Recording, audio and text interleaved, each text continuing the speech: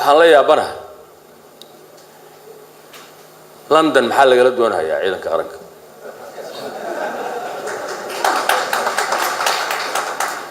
محاسن لقال دونها نيروبي dadka tagay waxa leeyahay waa Soomaali gobolay ka yimaadeen la taliyaha madaxweynaha oo arrimaha amniga na waa ku jiray ma meel lagu shiraa laga waayay xamar ya mise Kismaayo laga waayay mise Baydhabo laga waayay mise Garowe laga waayay mise waxa laga waayay mise Maraabi iyo Jowhar iyo Beledweyne iyo wax la yaab loo weeyay waxaan wax la dhuumanayo weeye maxaa baarlamaanka looga cararaya waxyaabaha muxuu ahaa qiyaanada ah oo dalka loo hoos gelinayo waxaan rabnaa anagu madaxweynaha inuu hor yimaado arintan asagaan ku haysana wala ra'iisul wasaare kuma haysano wala wasiir kuma haysano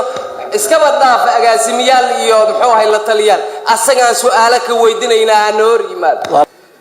qorshahan waxaan ogaanay markaan dabagal tiro badan ku sameynay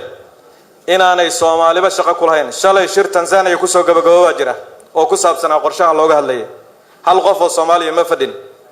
qorshahan Nairobi ka soo bilowday Addis Ababa safiirka Ingiriiska gurigiisa ayaa lagu soo gabagabeeyay marka waxaan mar kale ka rabnaa xildhibaanada sharafta leh in inta shirkaas aan la gaarin ka hor ay soo baxaan wax wasaaradda difaacu initiative-keeda iyo hormuud ay ka tahay iyadoo arrinkan aanan la cadayn oo aan yaani isfaham dhab ah iyo xog dhab ah laga gaarin inaan kala fadhiga xirno inay mas'uuliyad darro noqonaysa qaba mudane gudoomiye waxaan soo jeedinayaa oo aan ka codsanayaa inuu goluhuna nagu waafaqo inaan ilaa iyo axadda aanu dib u dhigno xiritaanka kala fadhiga ka horna guddiga difaaca guddiga amniga gudoonka golaha